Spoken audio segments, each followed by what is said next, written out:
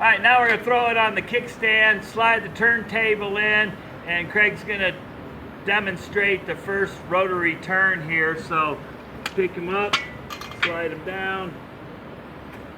That was actually pretty easy. That was really helpful.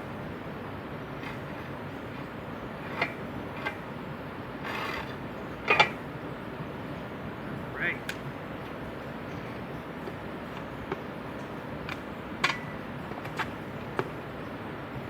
So once you try to keeping your head up and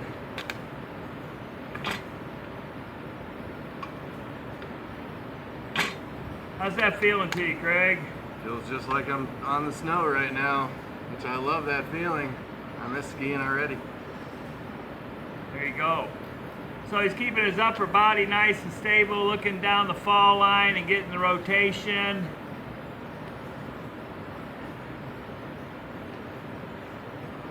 So learning the rotary aspect of the turn and not the carving aspect of the turn. That's cool. Feels just like it. Spin all the way around. Yep. Really face any direction you want to.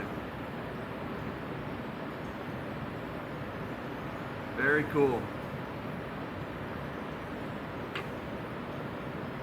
Good way to teach them to keep their head center looking downhill too. The other thing that this does a little bit,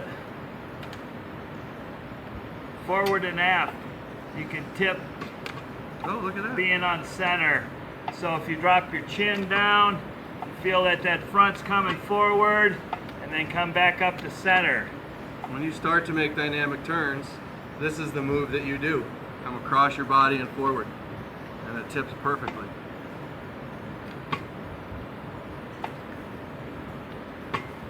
So we can throw in some more, leave them on the turntable, loosen them up to a 10-degree stop, reach into that turn, Oh, that's cool.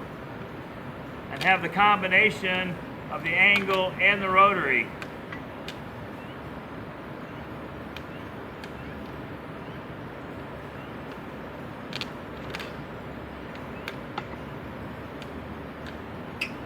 One of the things I like to teach when I'm doing it is exhale, reaching into your turn, breathe in, come back, sit up, and then reach into the next turn. Also a great way to test your balance even a little more because you've got some rotary and you've got some of this going on. So it makes you test your balance even a little bit more.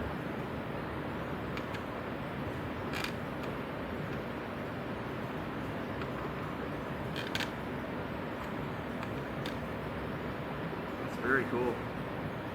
So we can put the kickstand back down. It's a little light lift, he's stable. I can pull out the turntable and lower him back down by myself. Now he's back to the center balancing.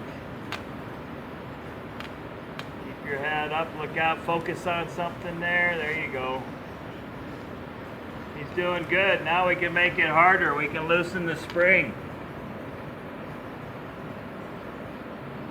See how you do there.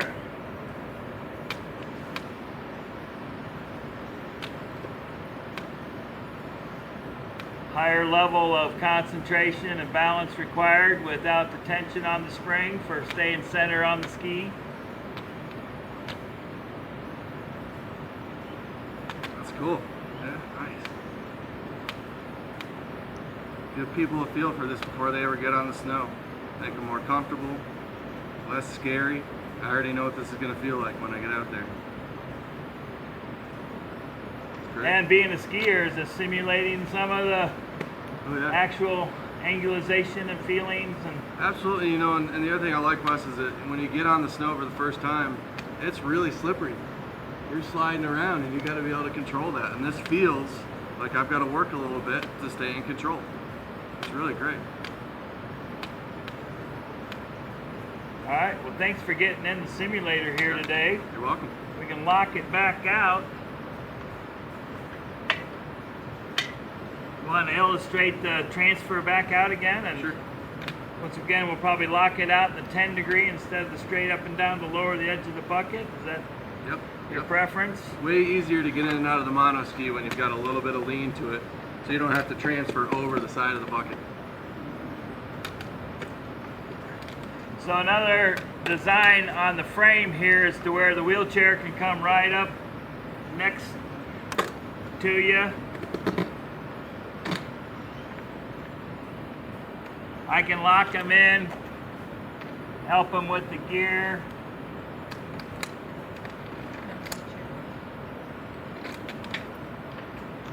You like to keep a rigger? Just for a second here. Get a little angle down here. You like to lower down the 10 degrees? I would. Let me lock my chair first. That's about right. Should be good. So I'm going to lower them down to 10 degrees, nice and stable.